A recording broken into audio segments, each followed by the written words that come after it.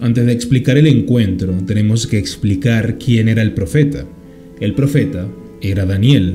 Él era quien estaba esperando recibir el mensaje. Básicamente, y para resumirlo todo lo suficientemente rápido, Daniel era un profeta y tuvo una visión donde Jerusalén, por los pecados que habían cometido, serían castigados con 70 años en ruina y penuria. Daniel, al ver esto, decidió empezar un ayuno pidiendo misericordia para el pueblo de Jerusalén, intentando de esta manera evitar aquel fatídico destino. Durante 3 semanas estuvo ayunando, intentando conseguir el perdón de Dios. Durante este tiempo no probó comida deliciosa, dejó los perfumes y se mantuvo en silencio. Todo esto para evitar que Jerusalén cayera en las ruinas. Y durante un tiempo después se terminaría encontrando en el día número 24 a el ángel Gabriel, o al menos es quien se deduce que es. Y ahora evaluaremos la conversación que surgió entre ellos para poder entender todos los hechos y poder llegar a la conclusión de este enfrentamiento de ángeles contra demonios durante 21 días. Porque a fin de cuentas, al final terminó siendo un 2 versus 2, pero ya hablaremos de eso.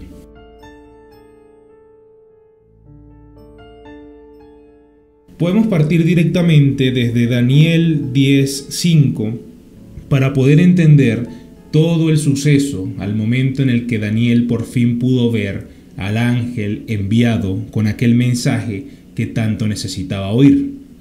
Dice: y el día 24 del mes primero estaba yo a la orilla del gran río Hiddekel, y alcé mis ojos y miré, y he aquí un varón vestido de lino y ceñidos sus lomos de oro de Ufaz. Su cuerpo era como de berilo, y su rostro parecía un relámpago, y sus ojos como antorchas de fuego, y sus brazos y sus pies de color de bronce, y el sonido de sus palabras como el estruendo de una multitud. Y solo yo, Daniel, vi aquella visión, y no la vieron los hombres que estaban conmigo, sino que se apoderó de ellos un gran temor, y huyeron y se escondieron. Quedé pues yo solo, y vi esta gran visión, y no quedó fuerza en mí. Antes mi fuerza se cambió en desfallecimiento, y no tuve vigor ninguno. Pero oí el sonido de sus palabras, y al oír el sonido de sus palabras caí sobre mi rostro en un profundo sueño, con mi rostro en la tierra. Y he aquí, una mano me tocó, e hizo que me pusiese sobre mis rodillas y sobre las palmas de mis manos, y me dijo: Daniel, varón muy amado, está atento a las palabras que te hablaré, y ponte en pie, porque a ti he sido enviado ahora. Mientras hablaba esto conmigo, me puse en pie temblando. Entonces me dijo: Daniel, no temas, porque desde el primer día que dispusiste tu corazón a entender y a humillarte en la presencia de Dios, haciendo referencia al ayuno que estaba realizando Daniel, fueron oídas tus palabras, y a causa de tus palabras yo he venido.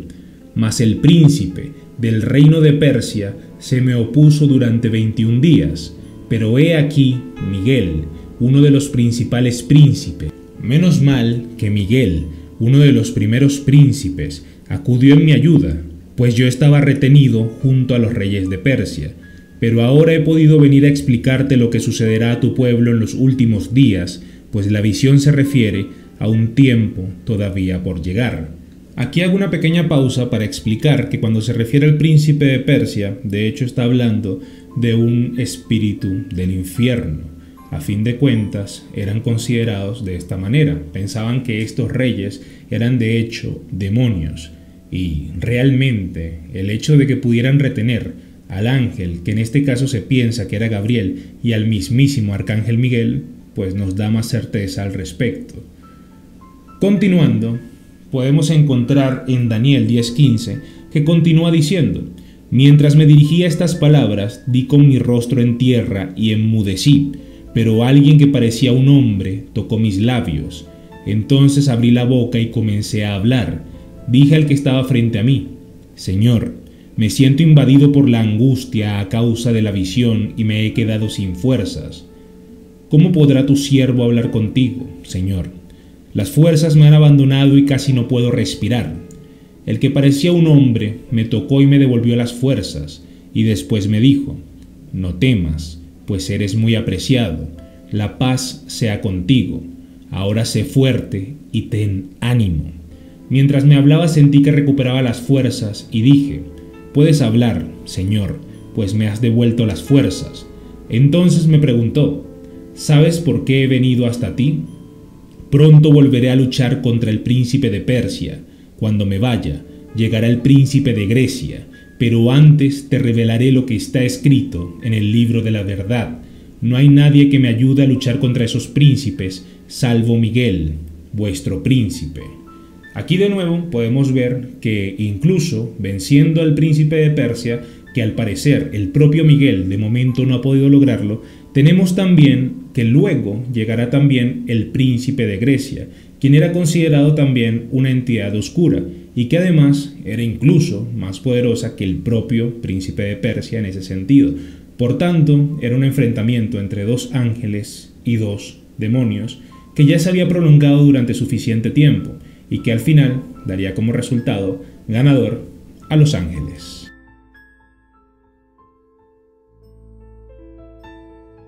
Luego a Daniel se les explicaba la interpretación de las visiones que había tenido sobre Jerusalén destruida, que iba a estar en las ruinas durante más de 70 años.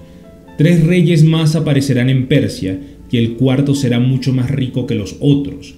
Cuando haya crecido en poder, gracias a su riqueza, incitará a todos contra el reino de Grecia.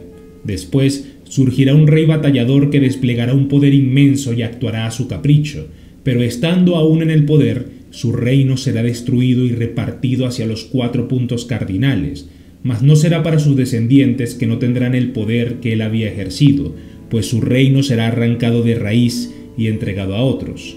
Crecerá la fuerza del rey del sur, pero uno de sus generales llegará a ser más fuerte que él y gobernará sus propios dominios con un poder inmenso. Pasados algunos años, concertarán una alianza. La hija del rey del sur acudirá al rey del norte a ratificar la alianza, pero no conservará su poder ni su descendencia, pues será entregada junto con su séquito, su hijo y quien la había servido de apoyo. Un retoño de sus raíces ocupará su lugar, atacará al ejército del rey del norte y penetrará en sus fortalezas, luchará contra ellos y saldrá victorioso. Incluso se llevará consigo a Egipto como botín, a sus dioses, sus ídolos de metal y otros valiosos utensilios de plata y oro. Durante algunos años dejará tranquilo al rey del norte. Después el rey del norte invadirá el país del rey del sur, pero acabará retirándose a su propio territorio.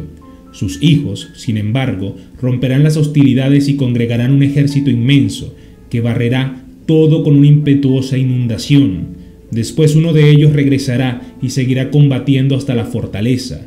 Entonces el rey del sur se pondrá en marcha encolerizado y luchará contra el rey del norte, que movilizará un ejército enorme, pero acabará derrotado. La derrota del ejército enemigo llenará de orgullo al rey del sur, que mandará a matar a miles de personas, aunque no conseguirá imponerse, pues el rey del norte movilizará una multitud mayor que la primera y después de varios años avanzará con un colosal ejército perfectamente pertrechado. En aquel tiempo se alzarán muchos contra el rey del sur, gente violenta de tu propio pueblo se rebelará en cumplimiento de la visión, pero sin éxito. Entonces el rey del norte llegará, mandará construir terraplenes y acabará conquistando una ciudad fortificada. Las tropas del rey del sur serán demasiado débiles como para resistir, incluso lo mejor de su ejército carecerá de fuerzas para mantenerse. El invasor actuará a su capricho, nadie podrá hacerle frente, se establecerá en la tierra del esplendor que caerá por entero en su poder, decidirá venir con la fuerza de todo su reino para establecer una alianza con el rey del sur, le dará una hija en matrimonio con el propósito de destruir el reino, pero sus planes no tendrán éxito ni le servirán de nada. Entonces dirigirá su mirada a las ciudades de las zonas costeras y se apoderará de algunas de ellas, pero un general acabará poniendo fin a su insolencia, haciendo que ésta recaiga sobre él. Después de esto, regresará a las fortalezas de su país, pero tropezará y caerá para no reaparecer. Y así los reyes del sur y del norte continúan con distintos sucesores y al final se menciona: En el tiempo final, el rey del sur le declarará la guerra, pero el rey del norte se lanzará contra él con carros de combate y caballería. Invadirá numerosos países y barrerá todo como una inundación. Invadirá también la tierra del esplendor y caerá en numerosos países, aunque Edom, Moab y una parte principal de los amonitas podrán librarse de su mano. Ampliará su poder a numerosos países. Egipto no escapará. Se hará con el control de los tesoros de oro y plata y de todas las riquezas de Egipto. Libios y nubios seguirán el mismo camino, pero llegarán informes de oriente y del norte que lo alarmarán. Partirá enfurecido con ánimo de destruir y aniquilar a cuanto sea necesario. Montará el campamento real entre los mares, en el monte santo del esplendor. Sin embargo, le llegará el fin sin que nadie lo ayude. Y por último se menciona, en aquel tiempo aparecerá Miguel, el gran príncipe protector de tu pueblo. Habrá un tiempo de angustia, como no lo ha habido desde que existen las naciones, pero en ese tiempo será salvado tu pueblo. Todos los que tengan el nombre escrito en el libro, todos los que tengan el nombre escrito en el libro. Despertarán muchos que duermen en el polvo de la tierra, unos a una vida eterna, otros a la vergüenza y al desprecio eterno. Los sabios brillarán como el resplandor del cielo, y los que convirtieron a otros a la justicia lucirán como las estrellas para siempre. Por tu parte, Daniel, guarda en secreto estas palabras y sella el libro hasta el tiempo final. Muchos lo consultarán y aumentará su saber.